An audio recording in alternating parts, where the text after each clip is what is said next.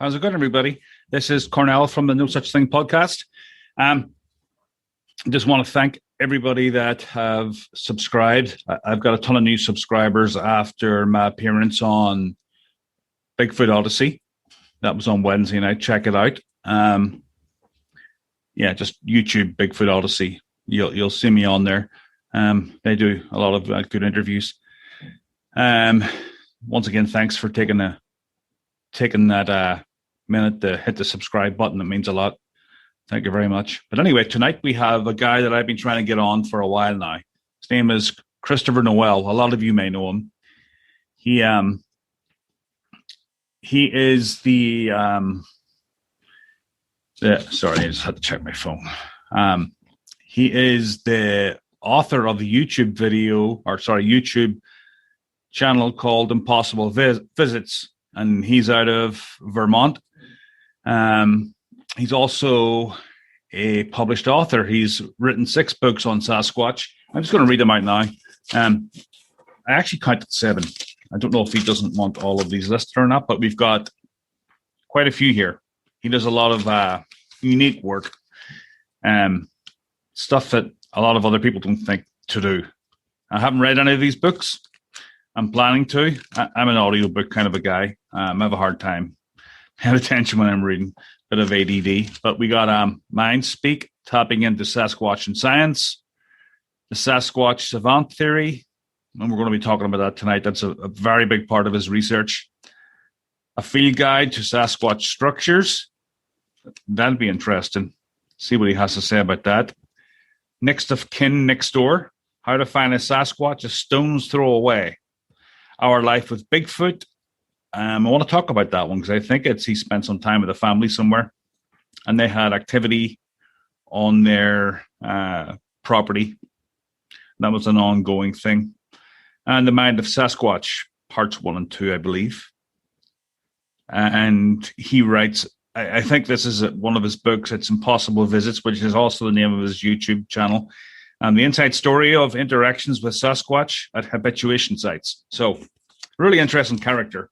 And he's just back from a expedition with Carrie from Bigfoot Odyssey and that team in Florida. So there's a documentary coming out on that. So you can't really, give many spoilers away. But I want to touch on that a little bit. Just we'll skirt around the outsides of that topic so as not to give anything away before the documentary comes out. But there's plenty of other stuff to talk about, and I hope you guys enjoy it. Thanks for watching.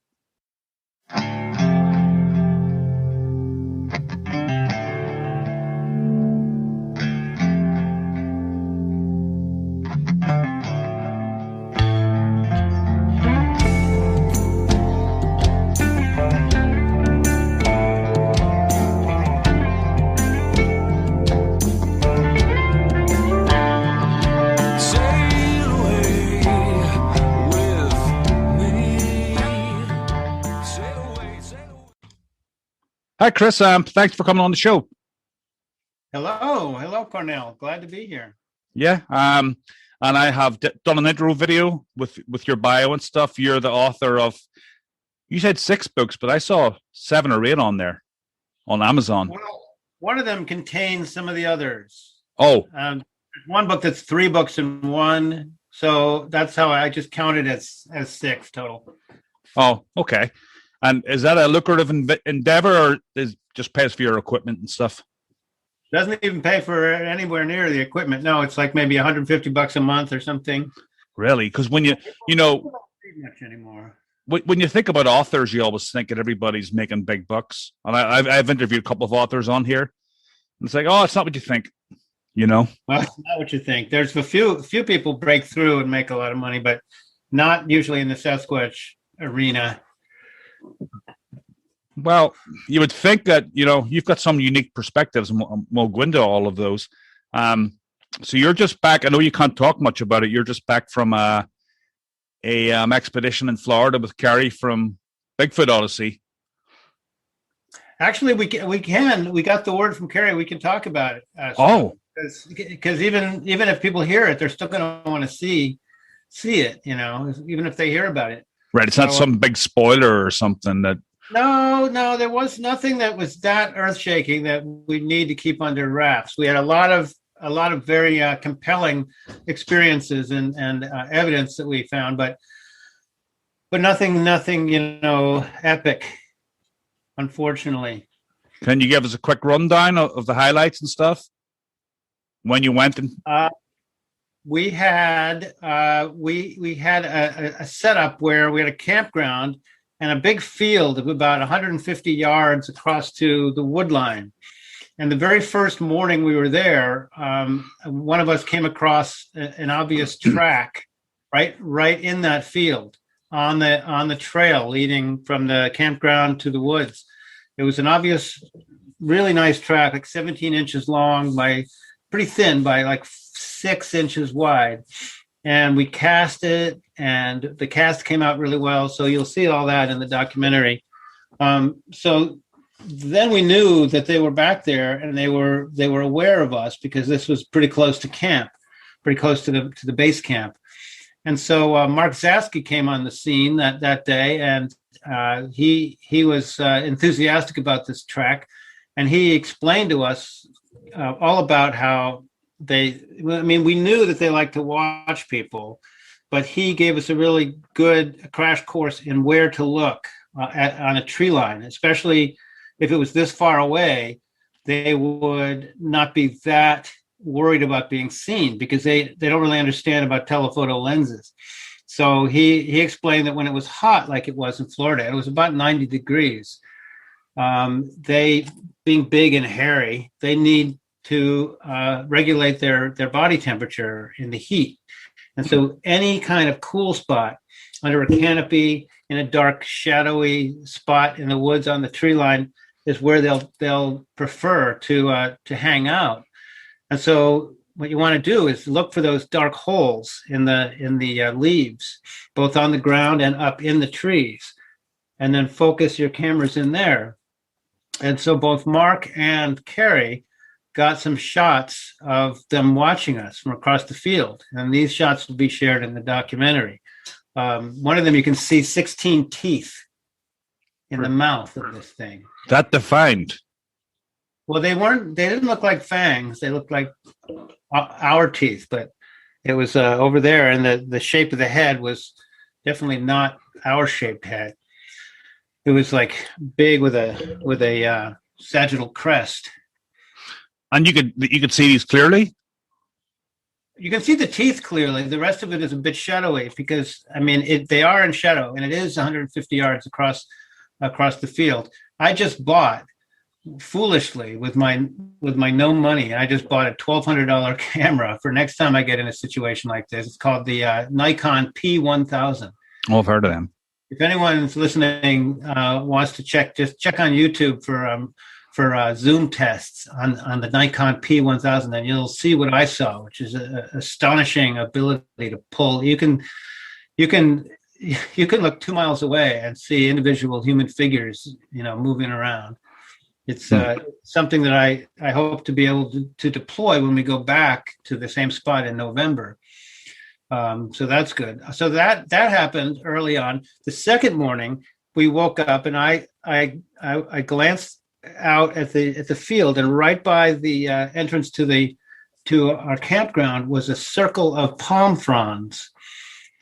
There was these fronds had been cut, so they were human cut, but there was a whole pile of them over 40 feet away. And these had been taken from that pile and made into a circle right by the entrance to our campground. And it seemed like a kind of an invitation for us to give a gift. It was a fascinating thing. And we, of course, left all sorts of delicious gifts there, including peanut butter and apples and oranges and a papaya and a hamburger. Now, was this done overnight? They weren't there before, and then you woke up and they were there? Yeah. Yep. Wow. It was amazing. When you put that together with the track that we found, there was definite contact, So, it's kind of when you do a mission like this or an expedition and you hype it for many months, there's kind of, you're out on a limb, and you kind of feel like you better produce. You've people interested, and you've spent all this money and gotten all these people organized, and so it was a definite relief and very gratifying when stuff started happening. So then it turned out that the daytimes were so hot that they sort of prohibited what our plan had been, to go around the clock all the time. First time people went out, the first morning, two of our number got sick and threw up from the heat. So we just realized we had to adjust our tactics to give Mother Nature her due. And so we ended up watching the tree line more in the daytime than we expected, and going out more at night. In the late afternoon, it would get a little cooler, and then at night, late at night, we went out, and we had a bunch of things happen out there. One member of our group was walking in a small group on a dirt road in this one place that Mark Zasky had success over the years at, and he had this long. You may have heard, people watching this, many of you will have heard this incident, but this guy Mike had a long, like a 2-foot long flashlight, and he's walking along, and all of a sudden, bam! It got bashed out of his hand by a thrown rock, but nobody ever found the rock. But it was so violent that it went out of his hand and rotated and hit the ground, and it's broken. It still doesn't work to this day. And he pitched. Had such force to it that his body pitched to the left and fell against another guy. Scared the crap out of him. It really did. You'll see he was traumatized after it. We interviewed him directly after that, and so you can see the effect it had on him. So what was the terrain like then? It's not jungle per se. It's a mixture. It's actually pretty jungly. Some places where we went, it was super thick, and you've got it looks primeval. You've got all these palmetto bushes and they're called saw palmetto because they have a serrated edge. Cut. Yeah. I got a bunch of cuts in through there. One night I was the cameraman, so I had to hold Carrie's very expensive main documentary film camera, and so we were just pushing through this incredibly thick stuff. So there's lots of good point of view shots of going through this just extremely thick. There's spider webs and there's vines, and you trip and fall, and there's roots all over, and there's these palmettos and palm trees and Spanish moss coming down. It really atmospherically very, very telegenic and cinematic. Sounds beautiful. One part, yeah. And other stuff. I mean, we got responses to our vocals, to our howls that we would make. We got wood knocks. I got some really good vocalizations on my my audio recorder that I left out for 5 nights. I got really a lot of good vocalizations on the first night, and then nothing on the subsequent nights. And it might be connected to the fact that Carrie after the first night on that first day, following that night, he put out a big parabolic dish microphone setup, and it was pretty big and obvious, and like a real badass kind of technology, and that may have dissuaded them from being quite so uninhibited with their voice after that. You can't know if that's the case, but it's what it seemed like. So you actually went thick into the woods at night? Oh, yeah, we did a lot of that, a lot of going in the woods at night. That never was as successful as just scanning the tree line in the daytime. So that was a learning for us, We have a lot of shots of people kind of crashing through the thick forest and shining their flashlights in there, and that kind of makes for a dramatic scene, but it doesn't really. It's not fruitful, Yeah. So we learned that. I mean, we didn't just crash in there willy-nilly. Right. We thought we heard something, and then the bravest among us would crash in there and never saw anything. So that's not really the way to do it. Next time, I'm going to be a team leader for one of our groups, and I'm going to suggest that we go in and sit down and just be quiet for 2 hours, and just in the dark, and let them present themselves either visually or acoustically if they want to more of a receptive approach. So you try lots of different things. I was in a group that saw the orbs. Oh yeah, I heard about that. Yeah, there was this one spot where night after night people saw these lights.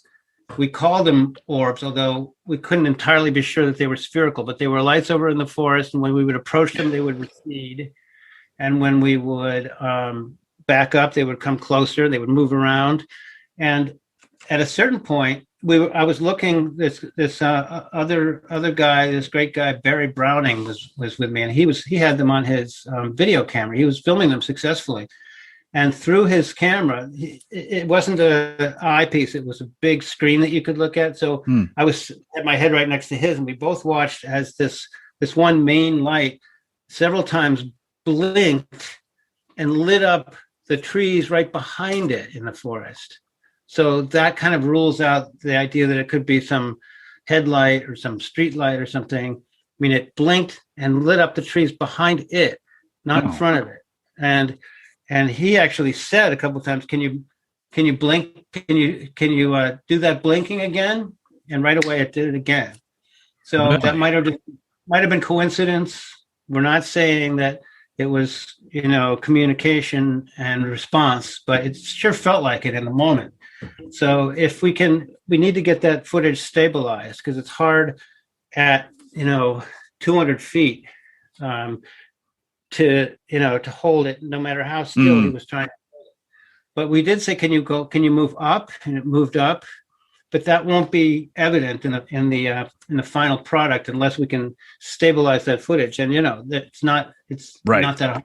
You just have to put it through the process. And so Carrie's going to try to do that, and Barry Browning is going to try to do that. Yeah, the further things away are, the more they shake, and that's why we have so much shaky Bigfoot footage. Exactly. We wished we had a tripod that night, I'll tell you. Yeah. But right tonight, right as we speak, probably two of the 168 hours team who live close by in Florida are going back to that site and trying to verify or get more footage and put another couple of pairs of eyeballs on this phenomenon, because it wasn't just one light, it was several lights. Sometimes they would be red or orange, but they weren't brake lights or something, because they would stay in one spot. They didn't move, and then they would move a little and then stop. But there's no road back there except a dirt road, like 100 yards back there.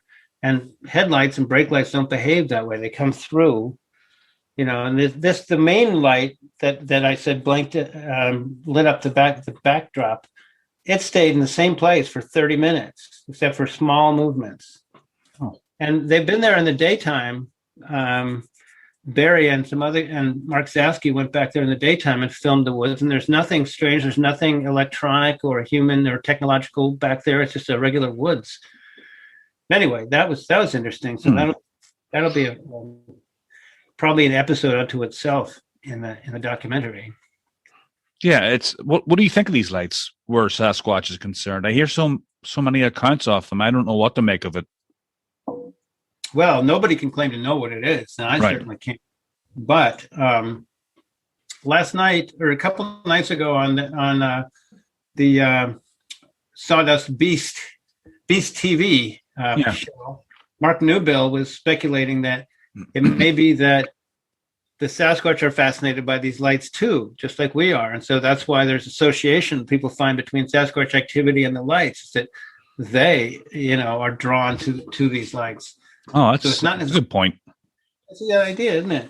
So it's not necessarily they produce them, but my hunch is that they produce them. My hunch is that I've been researching out-of-body travel. This is going to shock a lot of people because, you want to be empirical and rational, but I've been researching it, and I think there's a strong possibility that certain people who have reported this are, in fact, able to leave their body. And I think that Sasquatch Sasquatch are already, in my view, more adept psychically than our species is, because they seem to be able to perform telepathy. And I learned a lot about this in writing my book, Mind Speak.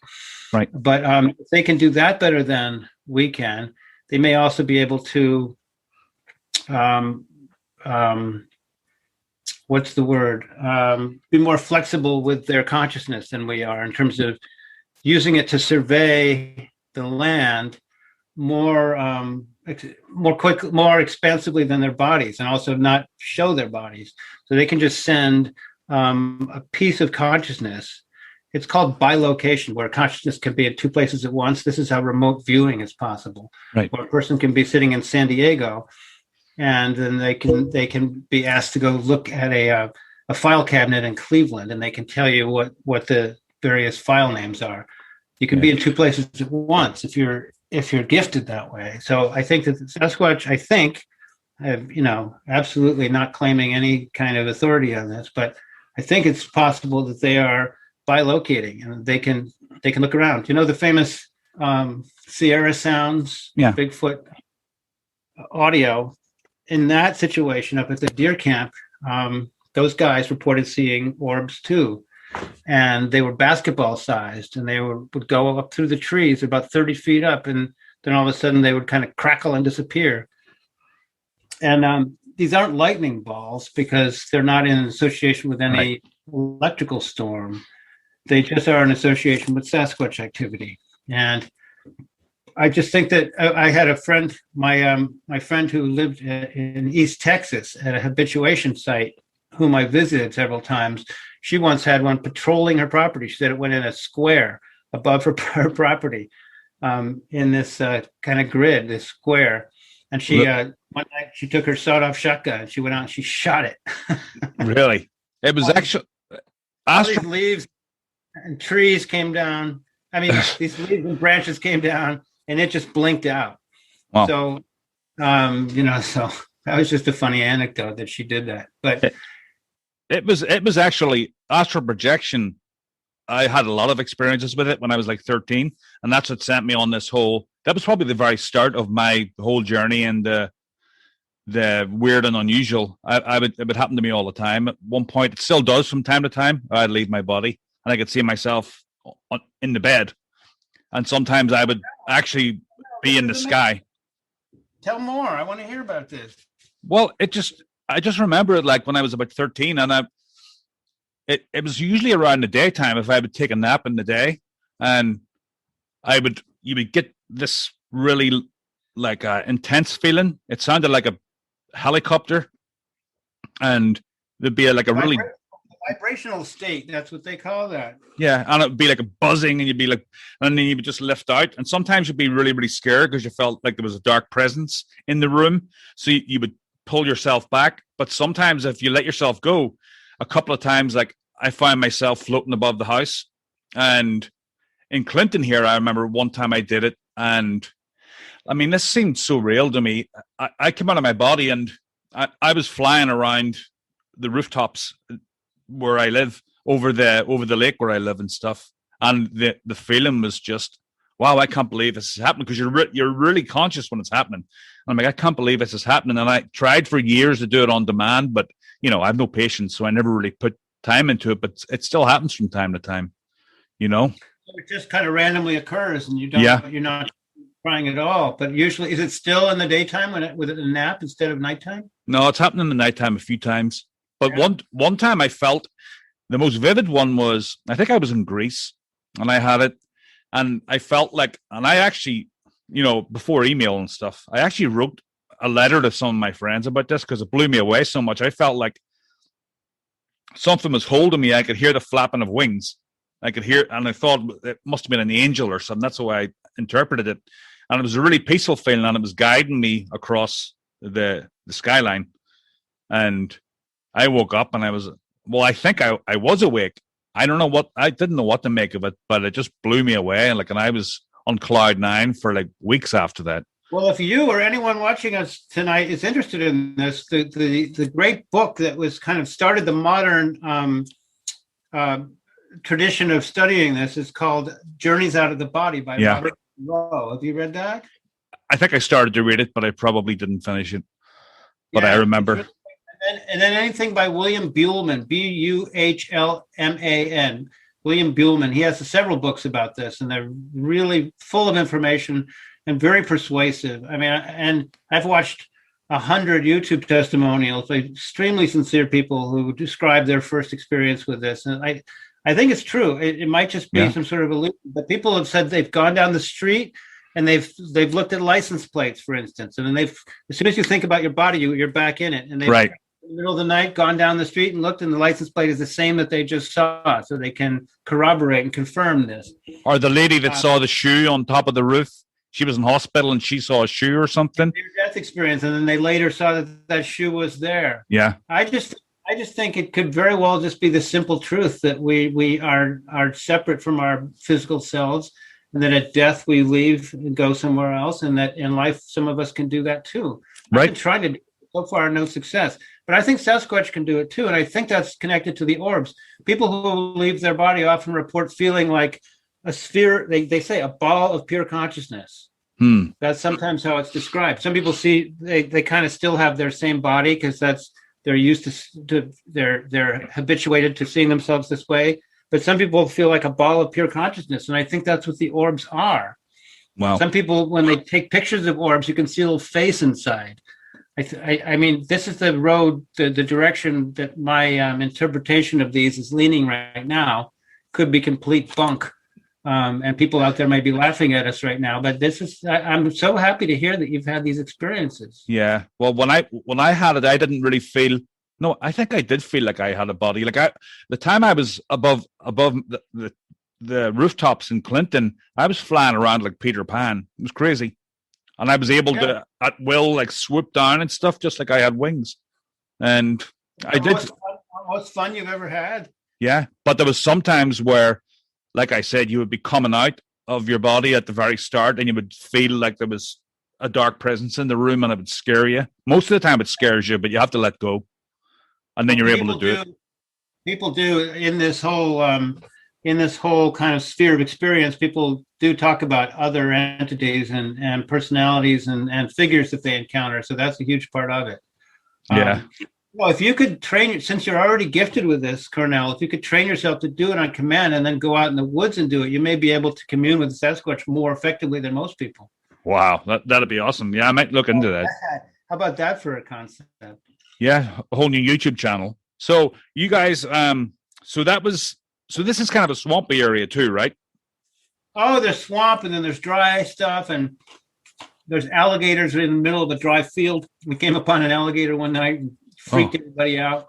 What about the spiders? Are they big? A lot of people were talking like about the spiders. I never ran into one, but I don't have much fear of those. Some people are really freaked out on this trip because they ran into big spider webs all over. But that's just part of it. I just wipe them away. But it's all very flat. There's really little topography going on there. You know, it's all like sea level, and the water table is about 2 feet down. So like the Everglades. Super different from Massachusetts and Vermont, where we are. So, there's very little structures. I found 2 possible structures the entire week that we were there, whereas in Vermont, I can find 60 different probable structures within an acre, you know, in places where I've also recorded them wood knocking and vocalizing. Yeah. It's very different. I thought that structures were universal because people I've seen, you know, researchers in Australia find the same ones that I find in Vermont, and I've seen videos from Russia where the same structures are, and of course in Scotland and the UK generally people find structures and they're very similar to the ones in Vermont, but in Florida they were few and far between, really. I don't know why. So you guys you guys like during the day, is it fun? You guys are hanging out and having a laugh, or is it all business? We have to nap a lot because we're staying up so late, and because you're so hot, you have to basically we sat around drinking Gatorade as much as we could, and having fun and talking. It's so prohibitively hot that you often want to go in your tent where it's slightly cooler, just like the Sasquatch want to go in the shadowy, you know, canopies under the canopies. Zasky was saying that he often goes and when he's walking in the forest, he'll see suddenly a place where the ground is all cleared off of all the debris, all the palm fronds and everything that's down there, and he'll look up and he'll see that they've all been relocated up into the canopy. All these things that are normally on the ground are up in the canopy, which has been done. They're not birds because these are huge branches and palm fronds and stuff, and been done to just increase the thickness of the canopy and therefore lower the temperature just by a few degrees. It's all about air conditioning in terms of knowing where to look for the species, especially during the day, because it's too hot. As far as looking at these things, does anybody? I asked Dave about this when I went down to Oklahoma recently. I'm like, do you want me to bring my binoculars? Because they're really high powered. I can see the rings of Saturn on them. They're that high powered. They're like a really good telescope. And he's like, no, I don't really use binoculars. But when I was down there, I seen what he meant because everything's very close. But I would think that'd be a great place where you're talking about for binoculars to scan the tree line. Did anyone do that? Exactly. Can you? No, we can't record on them. That's the problem. You could spot one and find out where to go, I guess, or where to put the camera. Yeah. Can you still hear me? I got a message saying that microphone has changed. Okay. Yeah. Well, my mind is now set on finding places in Vermont, or at least one place that's a similar sort of situation to what we had in Florida, where there's a huge field, so they feel safe. They're far away. And there's something interesting happening on the near side of the field where you can set up your camera so that they'd be watching. I mean, a school, like an elementary school or high school with a playground would be ideal, but you can't go filming. Yeah. You'd be in prison unless you can go far away and shoot above and they can't, because you're far enough away that they don't think they won't catch you shooting because you're not interested in the kids. Right. You're interested in what's watching the kids.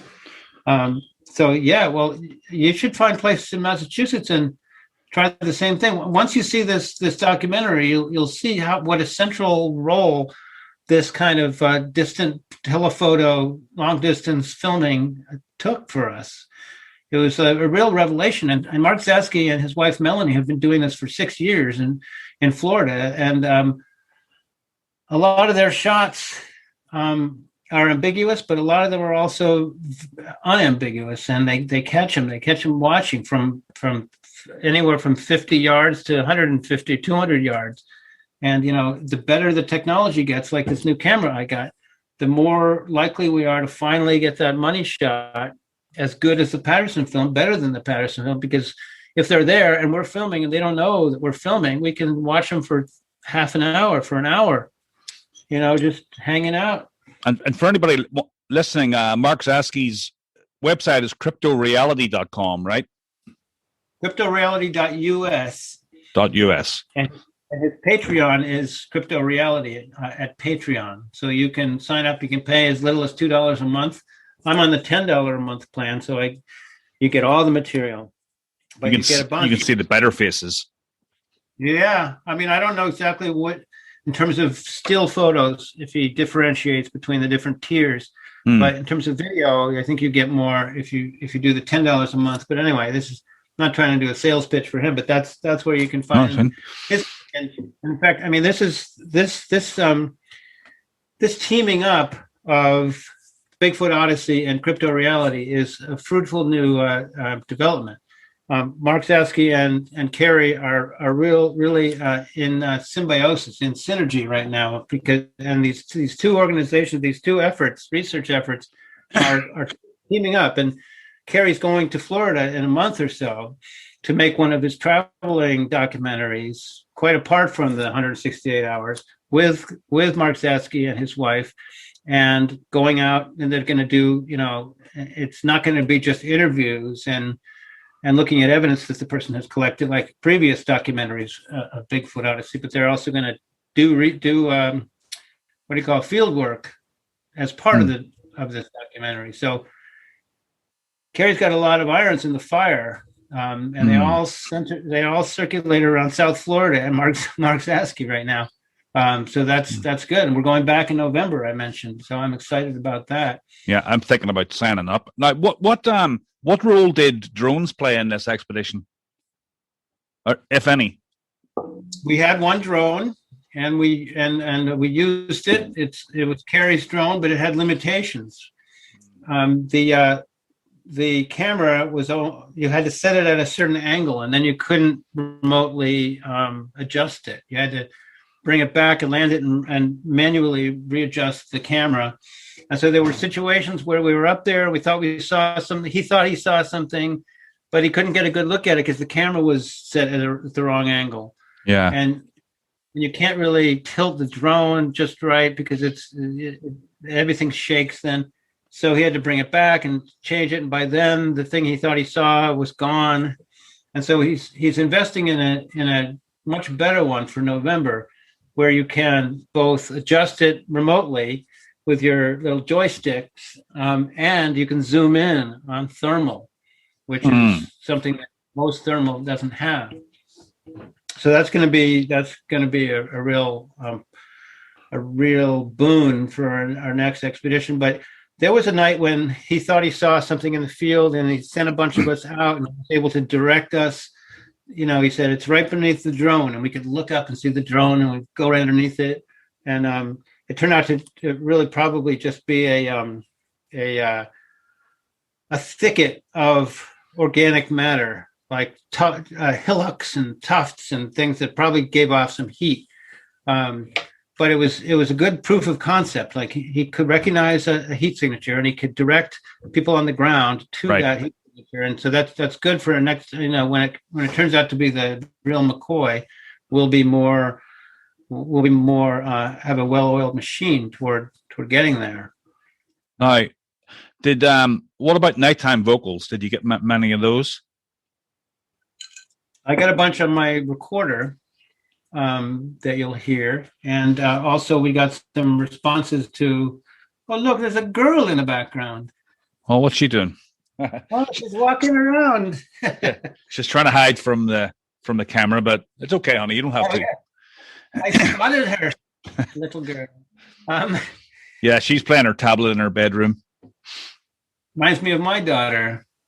She does nothing but her device, just like all children. Yeah. So anyway, but we heard some responses. We heard some vocalizations.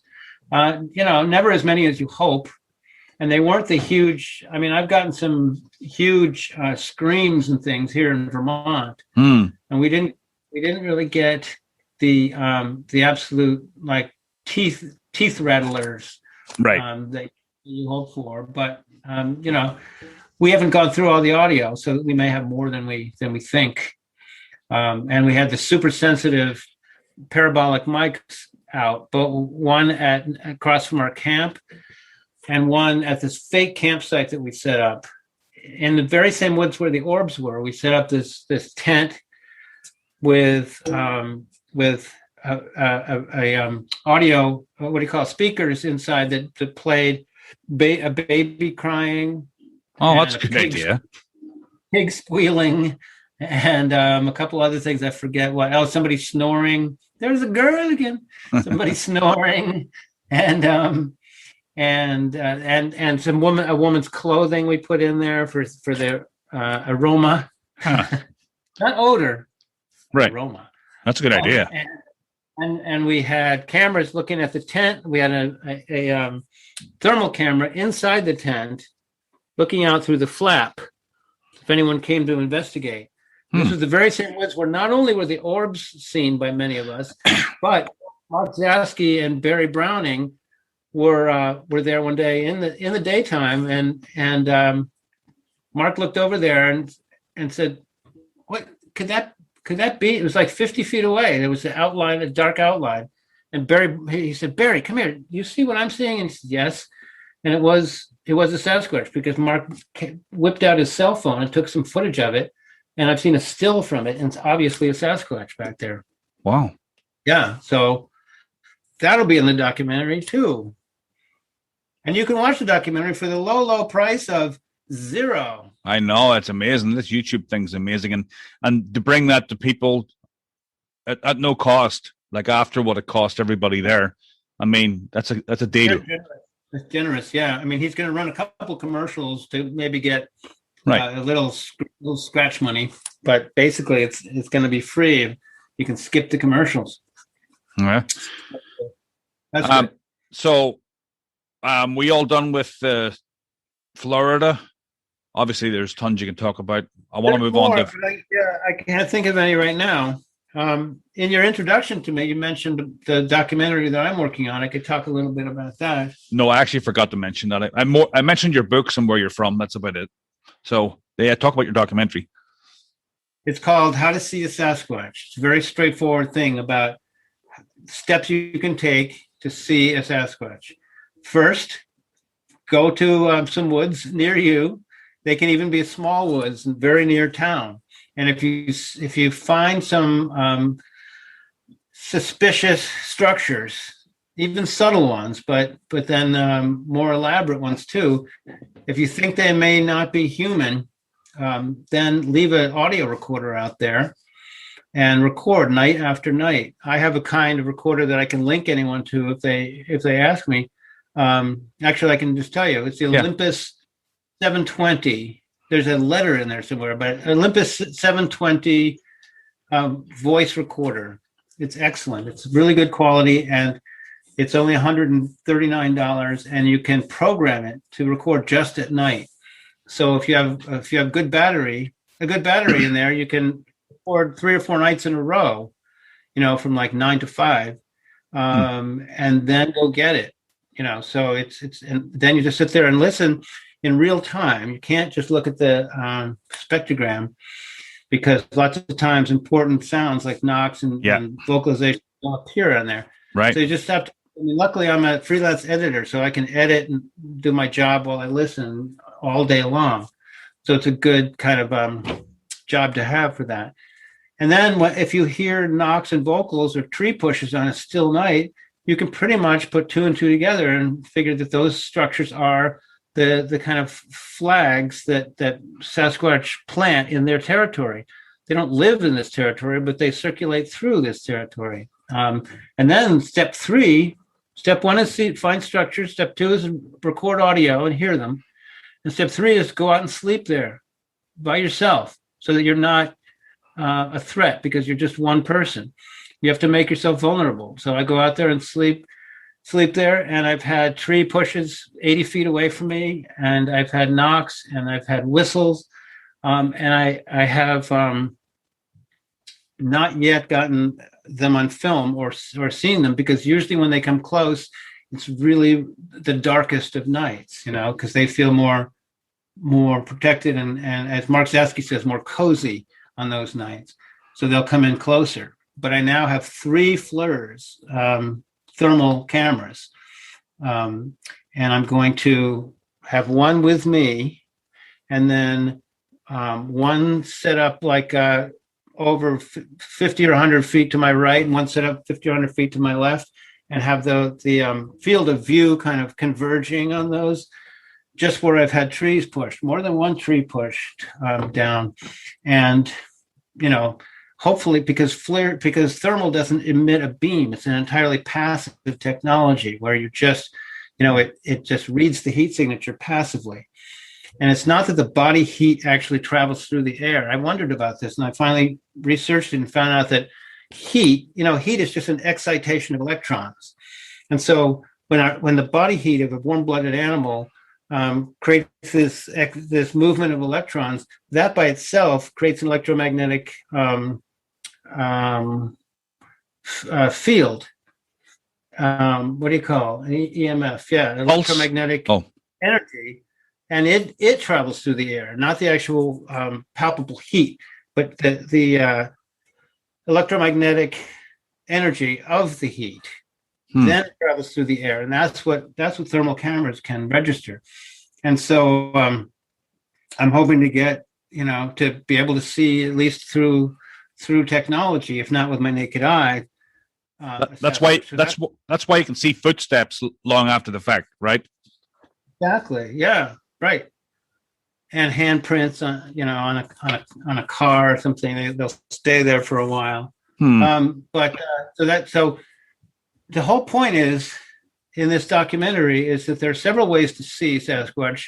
Another one is going to be this long distance photography that I'm going to feature in the documentary about that I learned about more in Florida. And a third way is, have you heard of Snow White Bigfoot? I've heard of it. I haven't heard. I've heard of her, but I haven't really watched the videos. Ohio, she's been communicating with her local Sasquatch group through objects. It's like a game of chess. Like she'll move objects and they'll move them. They'll bring whole new objects that she's never seen before that resemble the objects that she has out on her porch, and they'll put them with those objects. With those. And she's been doing this for 5 years. And one day she went out and she filmed video behind her shoulder, backwards. She walked through her yard and she caught several of them, but one in particular quite clearly on video. So that's another way that you can see a Sasquatch. So I'm trying to make it more straightforward. I'm trying to demystify the whole effort, the whole, pursuit of these. And, because there's such a mystery and it's shrouded in this kind of like this paranormal kind of fog all the time. But really, it's straightforward. They come around, they're flesh and blood animals. You can take steps to have an experience with them. And if you have the right technology, you can film them. That's the point of the documentary. And I hope to release it by the end of the year, and hope that people will be able to do the same thing that I've done. Oh, what I was going to say is, so one of the main points is that they're not just out in the extreme hinterlands. They're right next to our civilization. Right. They're the yin to our yang. They're right there. And you don't have to figure out where a hot spot is and then drive 4 hours to that hot spot. You just go to your spot 2 miles away or 10 miles away from you, and you explore until you find their signs, and then you record them. Then that's that's part of their territory, part of their range. They come through, and then you can do what you want. If you're brave enough or foolish enough to go out and sleep there, like I do, that's the tough part. Then you can have an experience with them. Or if you're like you can go there and leave your body and then commune with them on the astral plane. Now, you had an experience where you did do that. You were out in a tent and a tree was pushed over, like not too far from your head. Well, I never used a tent. Tents are for babies. I like to be able to hear what's around me. Right. So I never used a tent, but yes, I was sleeping out there on the ground. I just had blankets and a pad on the ground, and I was sleeping there, and all of a sudden I woke up to hear. Really? Right next to me. And it was one of these pitch dark nights where you couldn't see, your hand in front of your face. And so, when the first rays of sun came out in the dawn, I saw that it was just 6 feet from me and exactly parallel to my body. Where was this? In Vermont here. Well, the top of a mountain. Well, the whole tent thing. Yeah. Oh, okay. No, the whole tent thing. Dave has been going to this spot for 20 years, and he always sleeps outside. And this is the first time that he slept inside of a tent. We were all in our tents. Yeah. And one came right into our camp. And so they may feel more. I remember your story. I know your story. They may feel more at ease when you're in a tent. That's true. I just like to hear. I don't want to have anything blocking my perception of what's going on. Yeah. But you felt a little bit safer. You didn't want to look out the tent. And I understand that. I would have felt the same way. Yeah. So, I was kind of joking when I said tents are for babies. I didn't really mean it. Yeah, no. But yeah, we if you're in a tent, if you're outside, there's maybe less of a chance of them coming around. That's what we were thinking. Well, when you're snoring, I had an incident last September when, in fact, I was about 100 yards from where I'm sitting right now in this woods right next to my mother's house where I am right now. And I had all right, it's a little bit of a story. You got 2 minutes? Oh, yeah, go ahead. I'm here all night.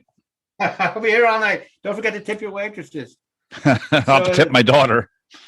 Yeah, really. I'm going to see her again. So it was about 100 yards from here, and I had pre-planted an audio recorder in that woods during the day, and it was programmed to turn on at 10 o'clock. And so I didn't get there till after midnight. I was watching TV or something here, and then I went down there after midnight, and I spread out my blankets and everything, and I lay down and I went to sleep. And at about 1:15, I had a recorder right next to me, in addition to the pre-planted recorder down a little ways below me. And at about 1:15, I wake up to this crunching of sticks about 10 inches from my face. And I went, ah, ah, ah! I was totally startled. Right. And I looked, there was this like dark, there was some house lights behind it. So it was kind of backlit, and I had a silhouette right next to me. I didn't smell anything, but it was this thing right 10 inches from my face. And I went, ah, ah, and it turned around and zoomed off on all fours. And I thought it was a baby bear. It seemed like a bear cub. Okay, so cut to the next day when I'm listening to the audio. First, the pre-planted recorder at 11:07, so about an hour before I got there, was a huge chorus of coyotes. And among the coyotes was a low-pitched kind of yell. And also, there was a wood knock in the middle of the coyotes, very clear. And at other points, I've recorded, at other times in other places, I've recorded coyotes and low-pitched yells. I think that the Sasquatch and the coyotes run together. They cooperate on hunts. I think the coyotes are like our dogs are. I think they they're kind of like a sled dog team. Yeah. They just kind of use what Makes they sense. want. And they probably throw scraps. They probably, take the kill, but then throw scraps to the coyotes like we do with our dogs. Anyway, so I heard this on the recording, and then on my nearby recorder, you can hear me snoring, and you can hear something kind of approaching before I wake up going, ah, ah. You can hear it approaching, and then, darn if you don't hear smack, wood knock. Really? About a minute before I wake up in terror.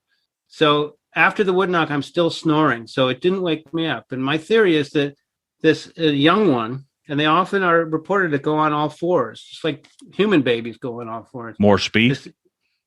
Yeah, well, I think they can, when they're that age, go faster on all fours. And so I think, my hunch is that it knocked. It was curious about me, because if you're them, you think about it, you don't have many chances to, like, humans are this kind of like iconic thing that's like the other, like they are to us, like this fascinating thing that you never can get that close to.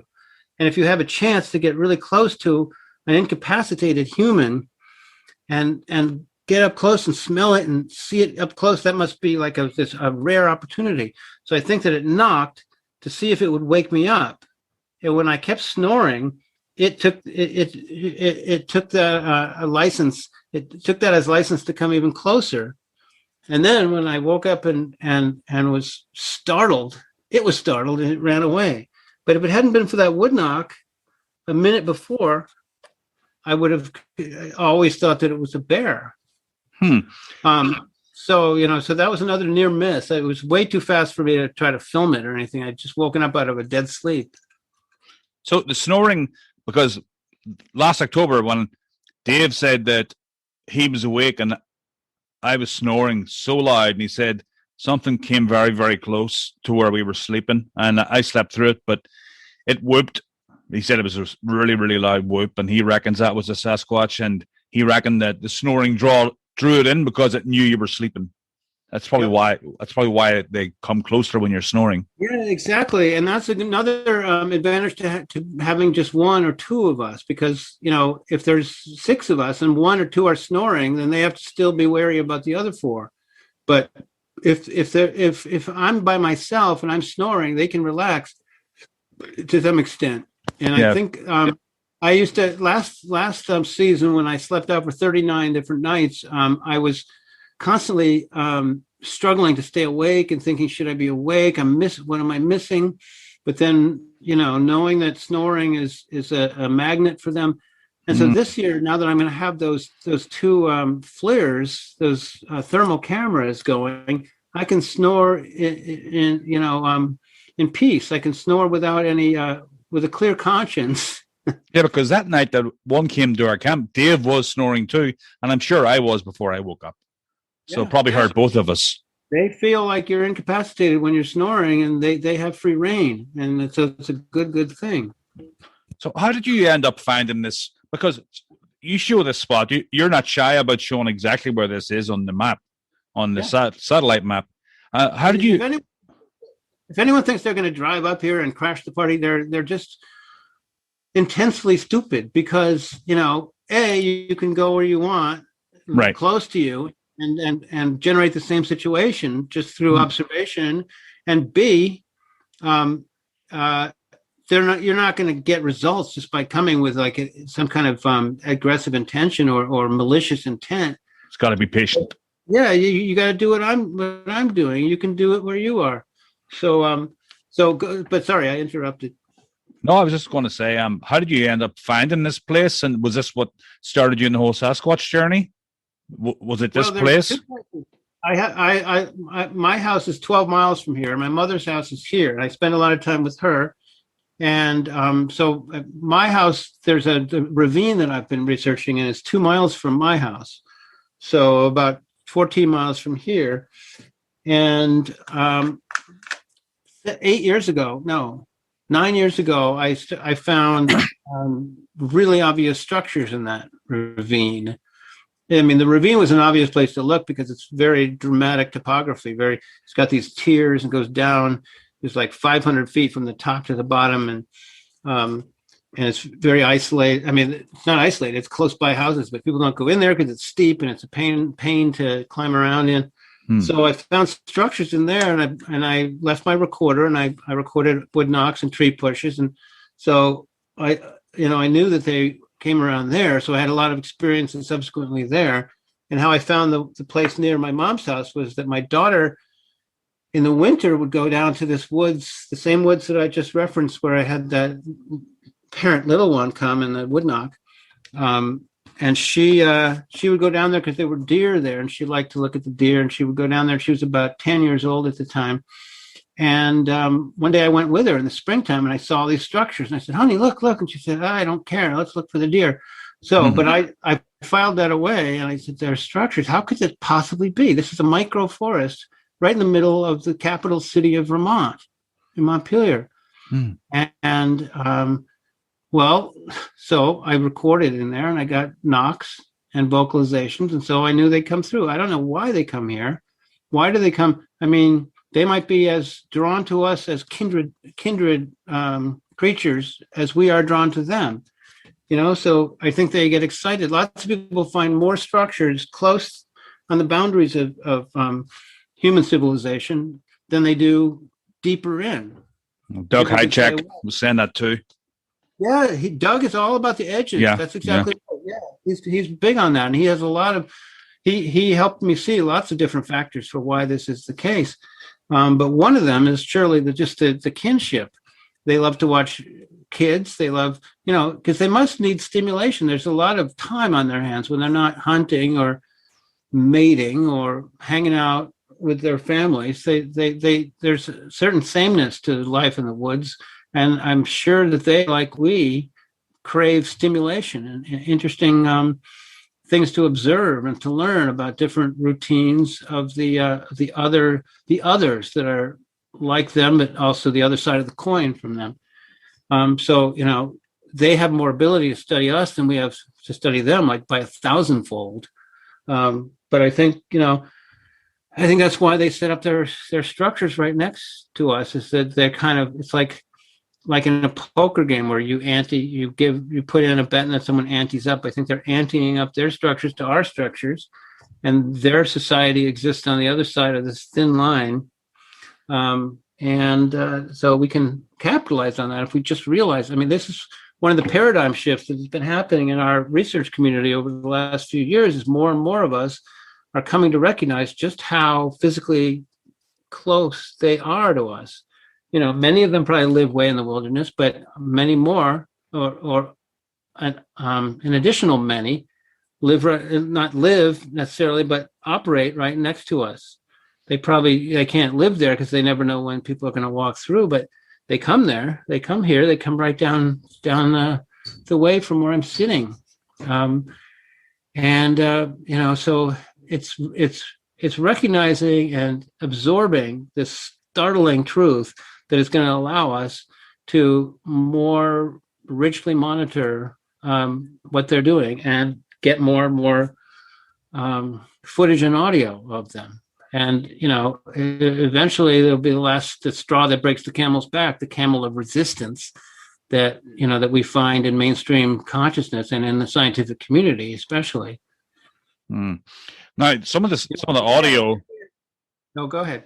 I was going to say some of the audio, and all of this is on your YouTube channel, Impossible Visits. But some of the audio that you caught, it's probably the best. Some of the best, apart from the Sierra sounds, but some of that was, and the pine cone throwing and stuff was insane.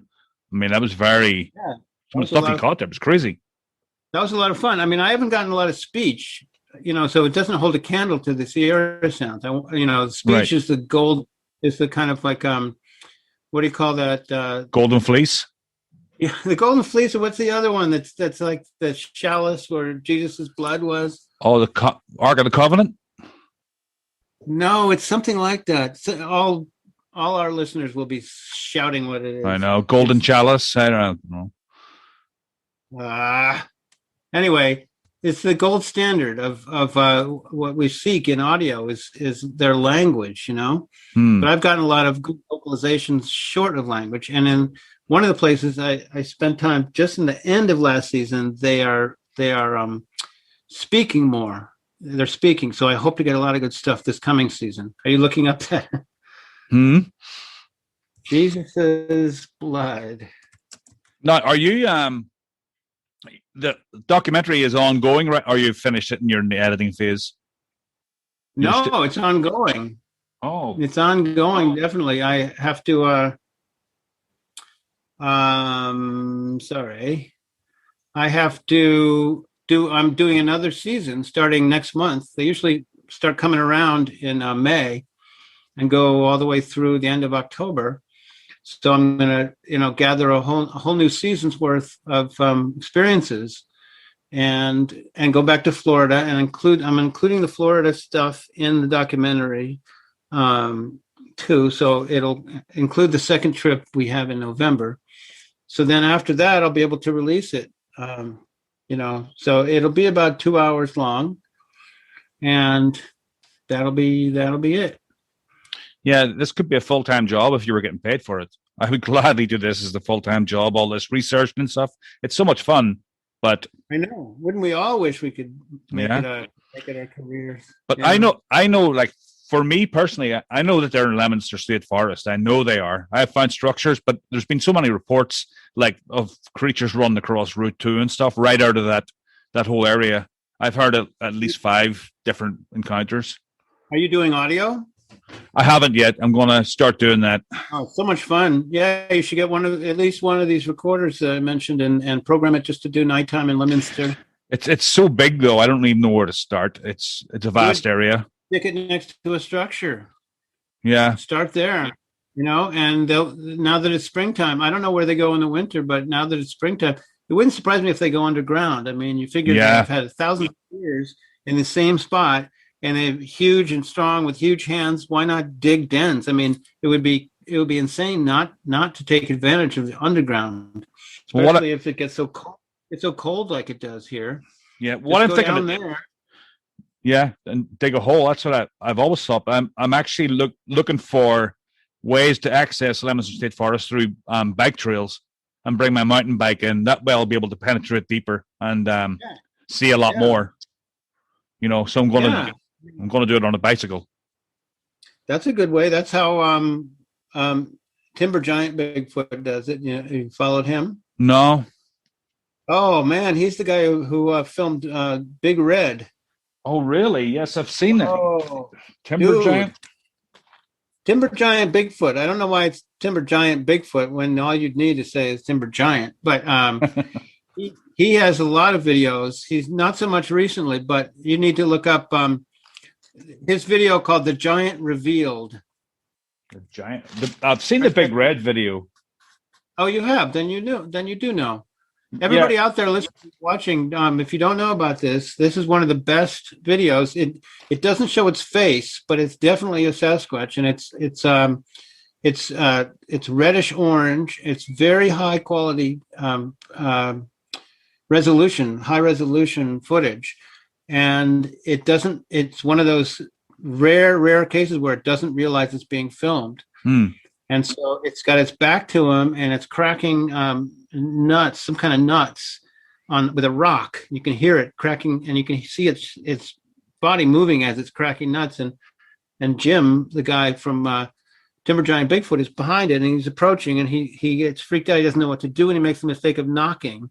And it gets up and walks away on two legs. And if you first watch his footage, then you'll want to follow up and watch the analysis by Thinker Thunker, who has some great analyses and then some weak analysis. He's uneven. Right. And also, Bigfoot Tony has good analysis of the Big Red. And you'll want to spend a couple hours looking at this, because it's clear. It's much more high resolution than the Patterson film, because it's much closer and it's a much better camera. But you can't see the face, so you take what you can get. Yeah, but it's really breathtaking, and we haven't had many. 8 years. I mean, we have the Mississippi skunk ape. Right. People haven't seen that. Go look at that. And we had the what's that in Florida, that swamp. Oh yes, it was pulling bark off a tree or something. Lettuce Lake. No, that's the one. That's Mississippi skunk ape. Oh, Lettuce Lake is guys in a canoe, and he's filming in there, and you can see the Sasquatch in there and drinking with his hand. And then he's holding, and then it notices the guy in the canoe, and it gets up, and as it's walking away through the water, you can see it's got a snake in its hands. Really? In its hand. Yeah, it's fascinating. But we have had a real shortage of good video captures in the last few years. Go to Snow White Bigfoot, and you can see her recent postings that are these Sasquatch that were hunkered down in the tall grass that she caught filming over her shoulder. That's up there right now on her channel, Snow White Bigfoot, and it's her recent videos. Huh. Now you have one of the best thermal captures of this creature, don't you? Was that you? That was a good luck thing, that the woodpile Sasquatch. But I was kicking myself because I didn't realize what I had until I looked at it later, just like often happens with this. So we were having a bonfire one night at this East Texas house of this habitual. Go off from the fire and scan the tree line with my thermal camera. But unfortunately, I just had this tiny little, what do you call it? The viewing screen. Right. Oh, hold on. Upright and enormous. But all I noticed was a little horizontal bar of light or heat. I thought that must be a stone or a piece of metal that had kept the heat from the day. And so I didn't really key onto it or approach it or keep my camera on it. I kept scanning. When I got home to Vermont and I looked at the footage, I could see that it was an arm, and that this creature was hunkered down behind an old pile of lumber, and it was spying on us through a opening in the pile. You could see its two big eyes. Yeah. Luckily, there was a tree right there that that my friend, the resident of this house, measured later. And so by that scale, we could see that the eyes were 4.75 inches apart from midpoint to midpoint, which is more than twice as far as human eyes. So that was good. But if I'd realized what I had, I would have walked right up to it and gotten, 50 times better footage than I got. But I still feel fortunate to get what I got. It had its arm around a tree, didn't it? It had its arm out, and you could see its hand was kind of like flexing. Yeah. Flexing. So I think that's one of the good thermal. Once thermal cameras became more affordable back 10 years ago or so, we thought, well, that was going to blow the lid off this whole thing, Right. because they're not going to know that we can see them, and we're going to be able to simply like watch them, in the nighttime. But for some reason, I think they hide even in darkness. Yeah. They're that hardwired to hide, is that even in pitch darkness, they'll be behind something, so you can't simply like draw back the curtain and see them like in daytime. It doesn't work that way. So I think my thermal footage is good. Mike Green's thermal footage is better. The squeaky thermal footage, it's called. And just a couple days ago, this group out of Australia got even better thermal footage, because there's two of them by a stump. And it's not necessarily better in some ways, because it's briefer than Michael Green's. Michael Green's goes on for 3 minutes and 22 seconds. But this group it's called Yowie Hunter. Look it up on YouTube, Yowie Hunter. Yowie Hunter. And it's their most recent video. And it's like an 18-minute video, but it culminates in their last night at this spot. And one of them is out there and he's hearing things and he's filming, and there's two of them at a stump. And one of them at one point leans down and picks something up. And when it leans down, you can see the clear sagittal crest, a brow ridge, very pronounced brow ridge, and a sloping, like a classic sloping forehead goes up to the sagittal crest, like a plane, a flat plane, tilting but flat, up to the sagittal crest. It's just a beautiful still shot, and they include that still shot in their video. It's either Yowie Hunters, plural. So I beg you to go look at this, because this is now the third Yowie Hunter. The third of the good thermal. And it's taken, what is it? I mean, Michael Green's footage is probably 10 years ago at least. And then mine is in there pretty good. And then this is better than mine. And so, I mean, unless I'm forgetting something, I mean, you have the Brown, what's his name? I forget his first name right now. His last name is Brown. And he had that footage of one, it's in black hot, where the heat is black. I like white hot, but the Australian guys, it's in kind of like a reddish, orangish reddish hot. But this Brown guy, Kelly, no, shoot, I'm going to kick myself. You can send me the link later. Yeah, well, I mean, people out there are saying the name right now. I know. I can't hear you.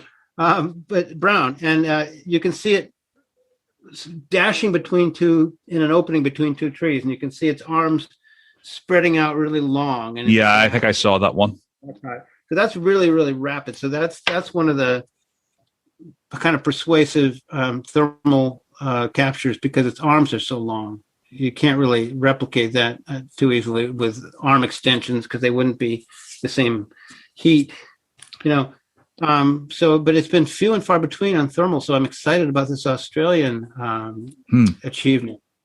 Now, you hosted one of the best daytime faces in the tree type. I know it wasn't you. It was Robert Dodson, wasn't it? The face in the tree. And it was Robert Dodson. Yeah, that was amazing. That was very clear. That was good. A lot of people say, "Oh, it's just leaves because it's green." Well, it's green because their hair is like, a lot of their hairs are clear, and they take on the color of the surrounding, especially when sunlight is coming through, streaming through the leaves, and their hair. This is why they're able to camouflage so well. Is their hair takes translucent? It's translucent. It takes on the surrounding color. So. Yeah, but that face of Robert Dodson is nothing compared to the face that I'm pointing people to of Snow White Bigfoot. Really, I'm going to have to check that out. It's better than that. Yes. Wow, I'll definitely have to put that at the top of the list here. I mean, I think you write down learn to leave body on command. Yeah, I might look into that. but I've got to learn to meditate first because that's a big key to it. You got to You still don't your have to. body. You just have to relax and go into what you call like sleep paralysis, Right. and then you get to what they call the vibrational state, which is what you described earlier, where it's like this buzzing and stuff. That's the vibrational state. Everybody who talks about being able to leave their body, their physical body, talks about getting to the vibrational state, and then you can go. Well, it's the fear part you've got to get over because you feel like you're leaving your body. It's almost like you almost feel like you're going to die or something. Yeah. If you leave your body. Well, exactly. The guy who wrote that book I mentioned before, Journeys Out of the Body, Robert Monroe, the first time it happened to him, he suddenly was looking down at his wife in the bed with a man and said, what am I seeing? Who is that guy?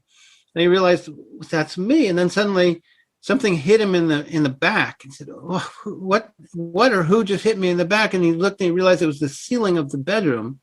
Wow. And then he saw in front of him, he saw a fountain. And then he was so freaked out that he thought about his body and he went back in his body. And then he realized that the fountain was really the chandelier and he was looking at it upside down. Yeah, things don't look the same. It's almost like you're seeing an extra dimension because when I do it, or when I have done it, everything, I remember like I was outside my grandmother's house and I was like floating above the grass and I could feel the heat. It was a really hot summer's day. I could feel the heat of the grass. I could smell it, but it was all orange. It had taken on an orange tinge. Yeah, that's exactly right. Cornell, you're talking the language of all sorts of people I've heard talk about these very same experiences. And they say it's like our world, but it's like a version. It's got a different tinge of color. And things are sometimes more not quite the same. Right. One guy described his bedroom where he saw the main things like this dresser and his bed. We didn't see all little details. It wasn't everything that he's used to. He knew he was familiar with from his real bedroom. It was kind of like a simplified version. Right. And you can actually put your hand through the wall, and you're not like a complete ghost because you feel a little resistance in the wall. You know, I don't know if you've passed through physical objects when you've done this, but I can't remember. I might have. Yeah, they say. I mean, it's kind of a cross between being in a physical body and not, because you do feel resistance, but you can move your hand through the door or the wall. Anyway, I wonder how many people we're losing when we talk about this, but yeah. We got a lot of comments about you of people that have done it and remember. Oh, that's interesting. Yeah. Well, good. Yeah. So, well, what else shall we talk about? We've got the Vermont thing. So, the how long have we got? I don't want to totally ignore my daughter the rest of the night. What about one more thing. It's 10 o'clock. Is it? Yeah. What about the Sasquatch savant theory? Was that your theory, or did somebody else come up with that? No, that was mine. I mean, maybe others have thought about it, but I guess, I mean, as far as I know, I was the first to put it in book form and video form. Hold on. Some of what? Yep. What? No, your mic just went dead for a second, but you're okay. Testing. Yeah, you're good.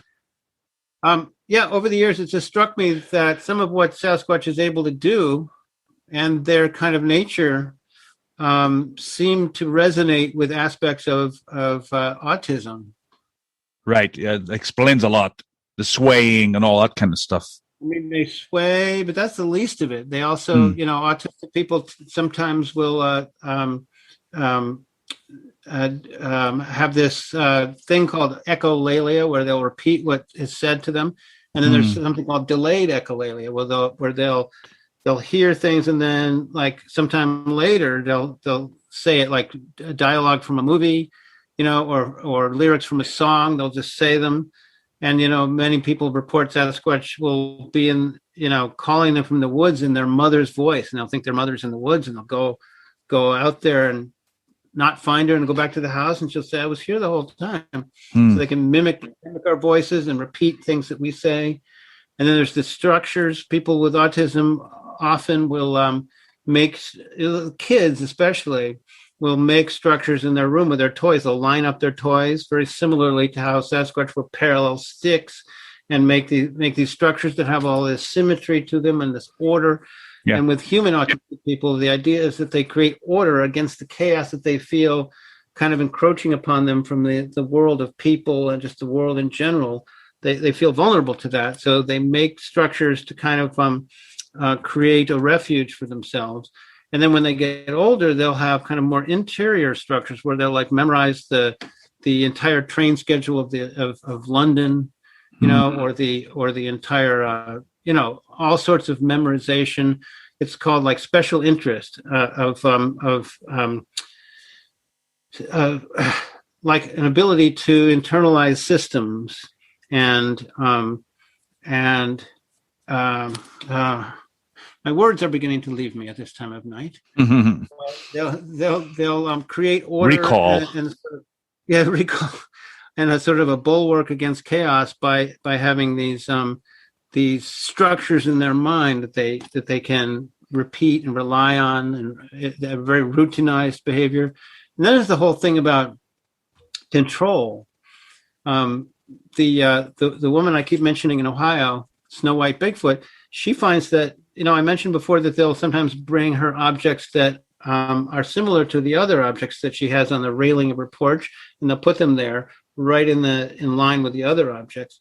And this is similar to what kids with autism do with lining up their toys. And it's also similar to what we call OCD, where, it's important that things be right in the right place, and that things be symmetrical and organized. She has this metal bowl, this magnetic metal bowl that she had on the railing, and she would put things in and they would take them and bring them back 2 weeks later or replace them with something similar. And like dozens of times she would come out in the morning and the bowl would be gone, and she'd go over to her grill. She has this big grill with a hood, and she would lift the hood and there would be the metal bowl inside. Wow. Over and over and over. So it's kind of like they took this notion that, no, the bowl belongs over there. No, it belongs over there. It belongs over there every single morning. So, I mean, her experiment, and I'm sure hundreds or thousands of people around the world are doing the same kind of thing with their local group. We just don't know about it because they don't diligently chronicle it on YouTube. But it provides a window into the mind of the species and how they are, and they're similar to autistic people, but that's just my theory. There might be other ways to explain it, but it's a window into how very precise and controlled they are, and it's fascinatingly different from the popular notion of them as kind of raging monsters, out of control. They're the opposite. They're the opposite of that. Sometimes they can be mad and they can be like monsters, but by and large, it seems from this kind of experiment that people do, typically, the only way they could have survived alongside us without being. Can you hear me? Yeah. I'm getting more notifications about my microphone. The only way they could have accomplished what they have accomplished over thousands and thousands of years and contemporaneous currently is by being far more controlled than we can imagine. Because if they were just kind of out there, in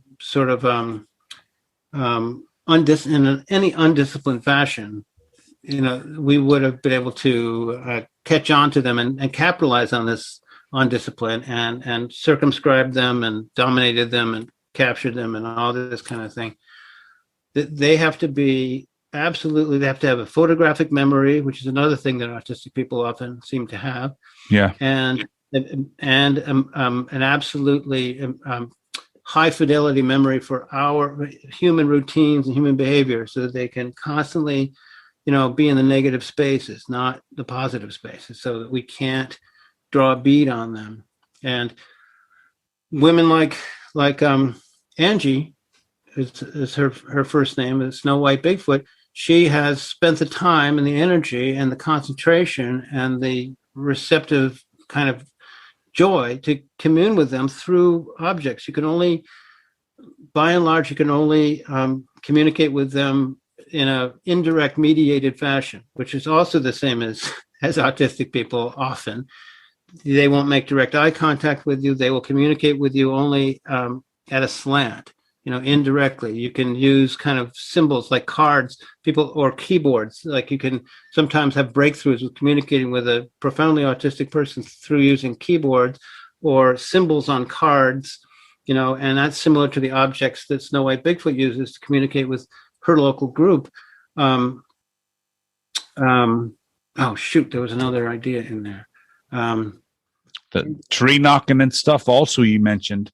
Well, I mean, the tree knocking is similar to the stimming that autistic people, it's called stimming, where it's like self-stimulation, which is not in the sexual sense, but in a soothing. They soothe themselves by like they'll flap their hands, which reminds me of my thermal video where she was flexing her hand, and they'll sway and they'll bang on things, and they could relate to Sasquatch knocking, because when you think about it, if Sasquatch were just sitting down and deciding how to behave to most effectively remain unknown to us, they wouldn't make loud percussions in the middle of the night on still nights where we instantly know that they're over there. Seems like they would only do that if they can't help it, because it's part of their hardwired nature to like make sounds and use that nature to communicate with one another. But you'd think that if they were intent upon pulling the wool over our eyes with 100% effectiveness, they would just use animal sounds to communicate with each other, not banging on trees in a way that no other animal besides us does, therefore giving up the game, giving themselves up by doing this. They would use owl sounds and bird sounds and bug sounds and chipmunks and all sorts of things that they can mimic. They could communicate that way just as effectively as with knocking. Even over long distances, they could make wolf calls and coyote calls in a certain way that the others would understand. But instead, they bang in a very primitive, kind of crude way that we can instantly pick up on. So why would they do that unless they kind of have to, in a sense, because it releases some sort of energy in a similar way, I would argue, to how autistic people need to release their energy. Kind of like ground themselves and sort of comfort themselves, by doing that.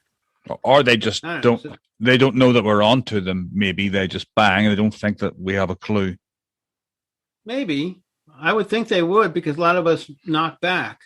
True. That's true.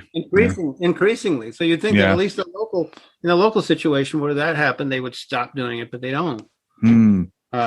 So that's kind of some of the and the savant part is that it's not the profoundly disabled autistic people that I'm talking about. It's the autistic savants, the geniuses among the autistic spectrum, where they really are just like, they do things that neurotypical people like ourselves can't even approach, can't even hold a candle to. Calculations in their minds and photographic memory. And there's this guy called the Human Camera that you can look up on YouTube, where he flew over Milan, Italy one time in a helicopter and then went back. He was able to draw the entire skyline down to the most minute detail. That's just crazy. From once having flown over it. Yeah. So, I mean, I don't think Sasquatch would be able to be so successful at terrain management and evasion if they didn't have a photographic memory of, if we put up a trail camera, even if we try to hide it, it's just like someone took a dump in our living room and didn't notice it right away. Because they memorized everything. That's what I think. That's fascinating, and you can see all of this stuff that you've researched on your YouTube channel. I like the way you mix it up between interviews and field research, and you've got something for every kind of mood. If you're in the mood for watching a video, you can sit down and watch one of your videos. Every single kind of mood that can be. Yeah. Thank you for that. I have a website too called thenearnessofyou.net. Right, and that's self-explanatory. Yeah. Yes. Yeah. Well, this is the thing we have to drill into everybody's mind is increasingly is how near they are, how you don't have to go far. You know, people like Todd Standing go deep, deep, deep into the wilderness. You don't have Yeah. to, no, you don't even have to go one level deep. You just have to go over there. Yeah. Over there and look around. There, because you know, for some reason, they're right there, just like we're right there for them. Yeah. You know, they were here before we were, so they're probably thinking, why are they so close to us? Yeah. The same. We're thinking, why are they so close to us on the other side? It's like we're mirror images of each other. Huh. That's a philosophical kind of a thought there. Yeah. You know? Yeah. Fascinating stuff. Well, Chris, thank you very much for coming on. That was fascinating.